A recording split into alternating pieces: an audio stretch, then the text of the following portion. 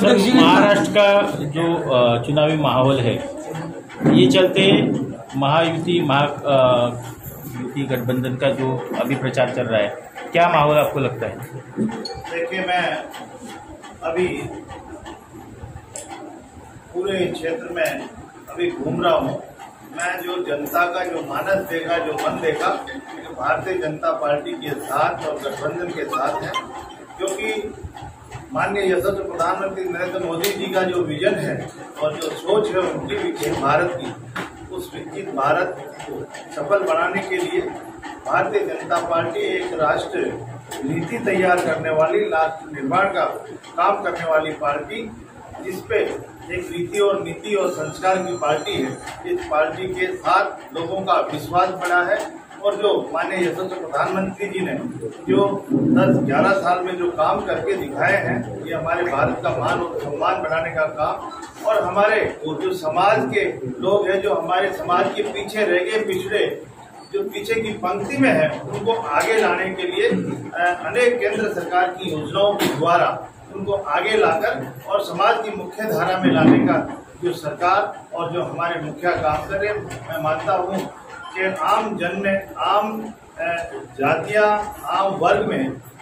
ये भावना है कि भारतीय जनता पार्टी की सरकार और भारतीय जनता पार्टी की नीति और नीति के साथ काम करती है, जो राष्ट्र हित के लिए काम करती है। इसलिए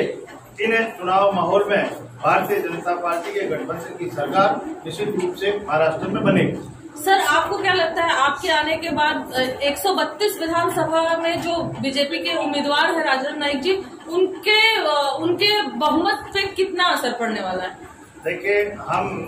भारतीय जनता पार्टी के लिए हर जगह जा रहे हैं और हमारी समाज के लोगों में भी मैं जा रहा हूं। जिस तरह से जो मान और सम्मान हमारी समाज को जो भारतीय जनता पार्टी की सरकारों में और हमारे मोदी जी ने जो दिया है, हमारे बाबा साहेब भीमराव अम्बेडकर जी का जो भारत रत्न की जो उपाधि दी है, वो भारतीय जनता पार्टी के समय में दी है, और पंचतीर्थ निर्माण करके हमारे यशस्वी प्रधानमंत्री जो समाज का मान और सम्मान बढ़ाया, इसके लिए हमारी समाज को जो मान और सम्मान और उसको आगे बढ़ाने का काम कर रहे हैं। इसलिए हमारे लोगों में एक भावना बढ़ी है और निश्चित रूप से वो भारतीय जनता पार्टी के साथ है। सर, आप लोगों से मिल रहे हैं, उनकी यहाँ स्थानिक लोगों की क्या समस्या है और उसको निराकरण करने के लिए आपके पास क्या प्लान है? देखिए, स्थानीय व्यक्तियों की जब उनको विकास की दृष्टि से आगे बढ़ाने का काम करेंगे, हमारी सरकार आएगी तो निश्चित रूप से यहाँ पर विकास की कड़ी को आगे बढ़ाएंगे, विकास की गति को आगे बढ़ाएंगे, और हमारे जो पिछड़े जो हमारे लोक कल्याणकारी योजनाओं का लाभ नहीं पूछा, उन लोगों को लाभ पहुंचा के उनको मुख्य धारा में लाने का काम करेंगे।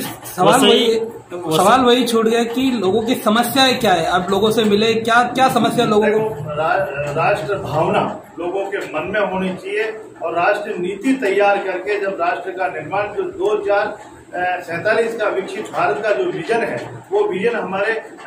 यशस्वी प्रधानमंत्री युवाओं के हाथ में देना चाहता है। जो आज का युवा है, 2047 इनके हाथ में जाएगा। इस भावना को लेकर आगे बढ़ेंगे तो विकास और आदमी की सामाजिक दृष्टि से होगी। सर, एक सवाल है कि